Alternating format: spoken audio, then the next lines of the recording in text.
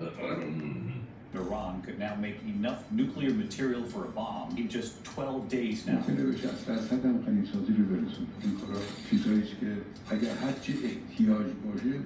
facility is quite large. It's big enough to house about 100,000 centrifuges. And make no mistake, Iran will not be satisfied by a single nuclear bomb. A few months ago, the head of the International Atomic Energy Agency paid a visit to Iran. The reason for this visit was sinister. Just a few days earlier, news broke out that Iran may very well be close to acquiring nuclear weapons. Now, the fact that Iran is trying to do this is not particularly shocking. The first investigations into Iran's nuclear programs were already done 20 years ago. What is shocking, though, is how close Iran is. What the International Atomic Energy Agency found was that Iran possessed uranium enriched to 84%. For anyone that doesn't understand the ins and outs of nuclear science, it boils down to this. Iran can make nuclear bombs within 12 days if they wish to. And that's according to top US Defense Department officials who are looking at the situation very closely. Now, you may think that this isn't that concerning. With the Russia-Ukraine war going on, there is more than enough to worry about when it comes to nuclear bombs. Moscow possesses the biggest nuclear arsenal in the world, with close to 6,000 nuclear warheads. But Iran getting nuclear bombs is very concerning. This change will shake the entire geopolitical landscape of the Middle East. You see, a lot of countries don't like it when Iran tries to make these powerful weapons. For one, Israel has said it would attack Iran in the scenario that it gets close to acquiring nuclear capabilities. Yes, Israel will actually send in fighter jets to attack Iran's nuclear facilities. And since Israel is a big military ally of the United States, you can see how this can go downhill very fast. The Middle East has been plagued by wars, many with the US involved in them. Add to that Iran's many enemies in the region, such as Saudi Arabia, and the chaos is complete.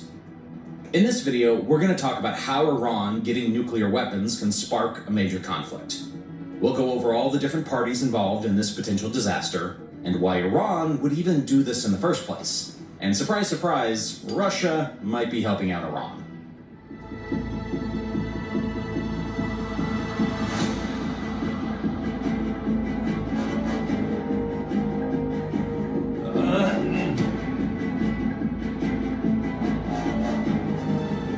Before I jump in, just a quick request to hit that like button.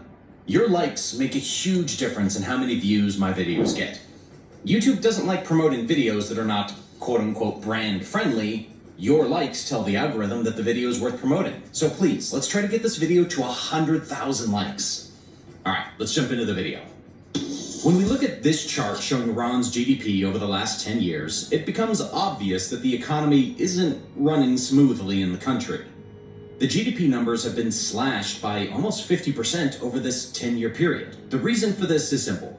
Lots of countries have put a ton of sanctions on Iran, which mainly target the country's economy and its military. For some time, Iran was the most heavily sanctioned country on Earth.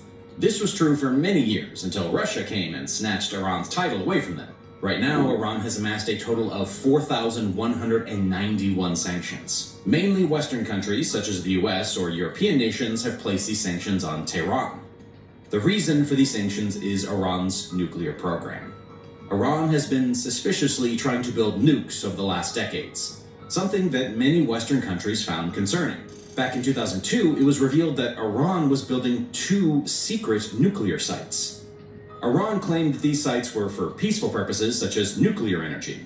But because Iran is an oil-rich country without much need for nuclear energy, this kind of raised some questions. After some diplomatic talks that followed, Iran agreed to the Paris Accord in 2004. This accord said that Iran could enrich uranium only for peaceful purposes, and that the International Atomic Energy Agency could keep their eye on this. However, this plan eventually failed because the nuclear program wasn't transparent enough. International researchers couldn't properly evaluate the nuclear program because they weren't allowed into some of Iran's military facilities. The US and the EU began placing sanctions on Iran in fear that Iran might actually produce nuclear weapons. There was some hope in 2014 when China, Russia, the European Union, and the United States made a deal with Iran. This deal, called the Joint Comprehensive Plan of Action, was supposed to keep Iran from getting a nuclear arsenal.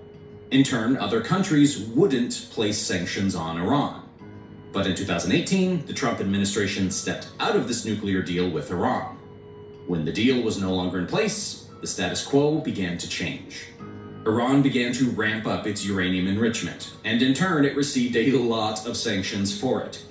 Western countries, and especially the US, began to target every aspect of the Iranian economy. This hurt Iran financially. The inflation rate is now above 40%, and the country lost billions of dollars in GDP in a few years.